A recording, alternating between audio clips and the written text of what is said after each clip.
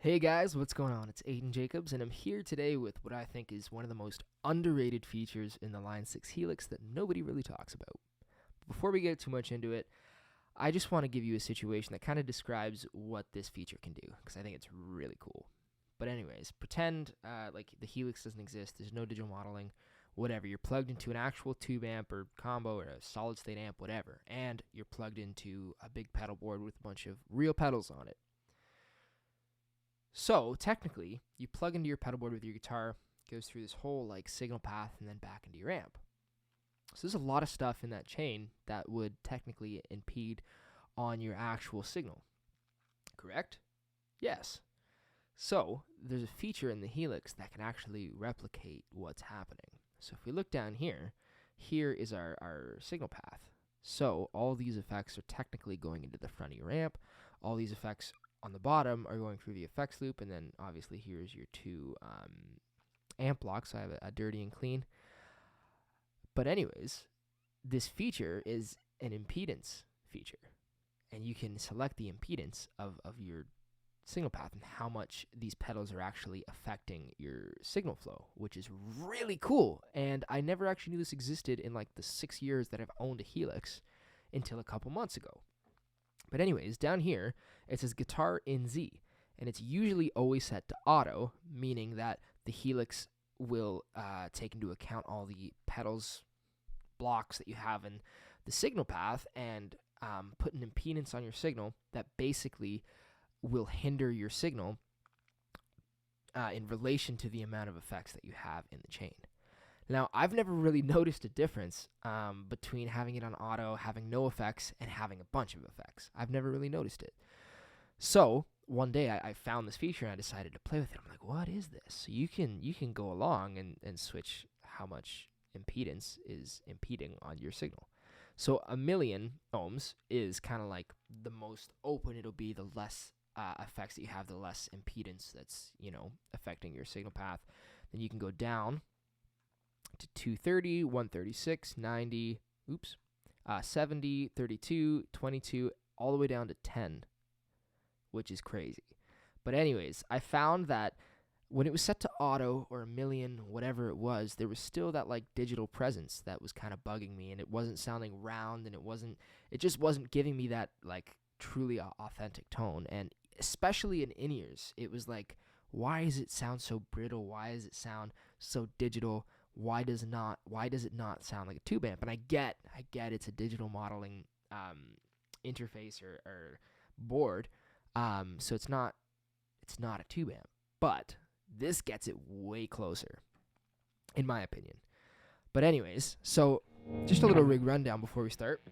I have my PRS Custom 24 SE going straight into the Helix. There's no post-processing going on. It's just going straight into a Universal Audio Apollo into Logic. But anyways, here we go. This is Dirty Tone, and as you can see, it's set to auto right now. So let's hear what it sounds like.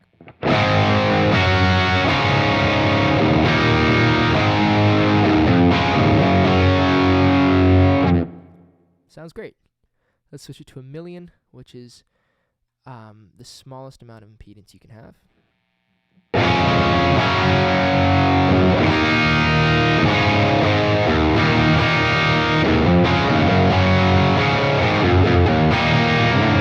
And as I start going down now, you'll notice that it gets a little less clear every time, as if there's another pedal or something else going into that chain that your signal has to go through. So let's go down by one.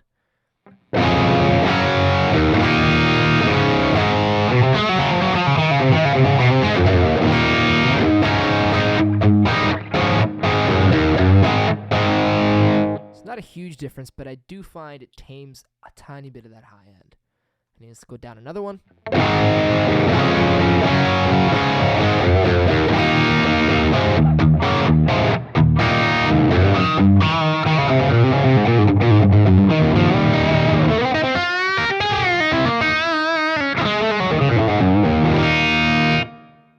This is the setting I usually set it on. I found it just rounds it out just enough, but not too much, and it kind of gets rid of that like really high-end ping, especially if you're playing through like a flat response speaker, because those are not really intended to have guitar going through them. I found this was the perfect setting. But anyways, let's keep going.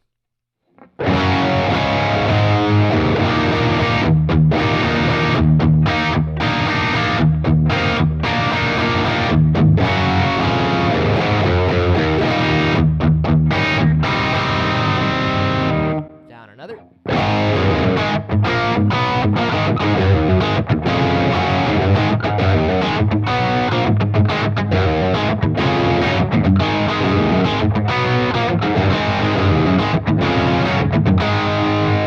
This is where I start to notice like a really big difference. It almost sounds like I've taken the tone on my guitar and rolling it right down. Anyways, here's another one.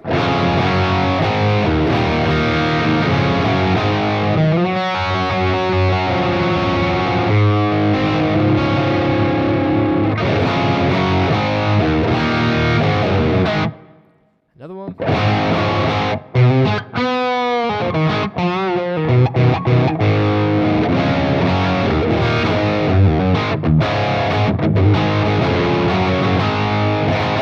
And then down, this is the lowest it can go.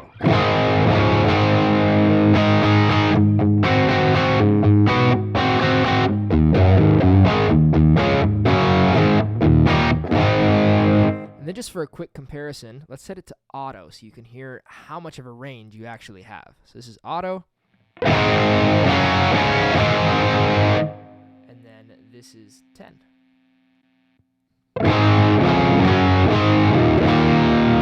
And then here's a million. All the way back down to 10.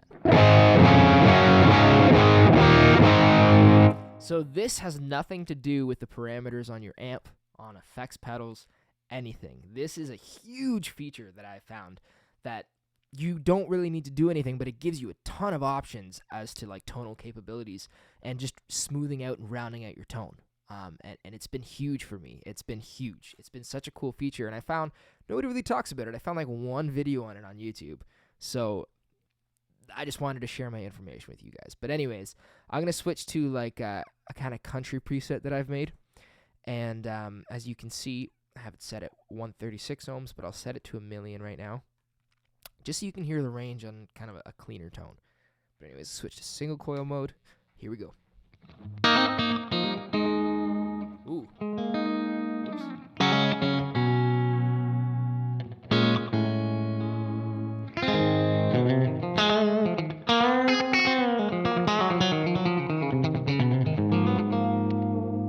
Let's go down one. Oops.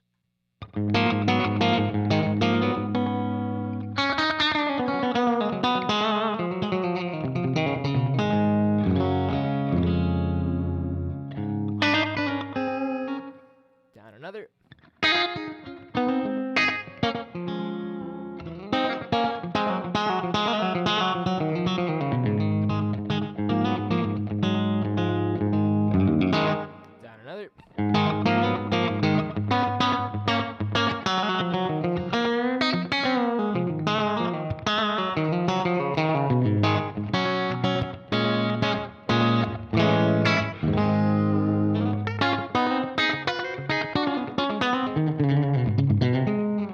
Down another.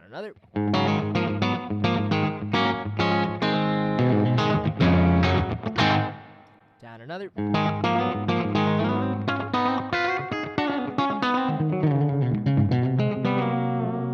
Down another.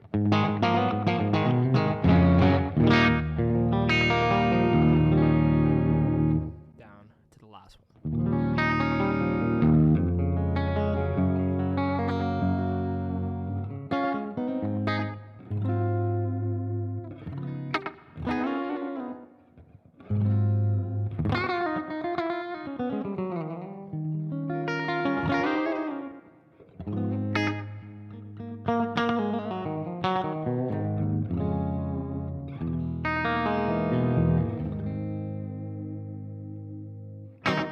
And then once again, set it all the way to the highest, all the way to the lowest, so you can see how much range you have.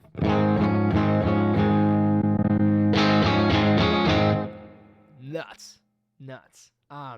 But anyways, I just wanted to share this information with you because I think this is a super useful tool to have in the Helix.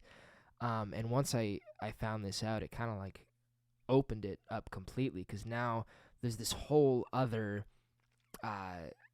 tonal tool that you can use to sort of shape your tone without taking up any more DSP in the Helix, which is awesome. It's really cool.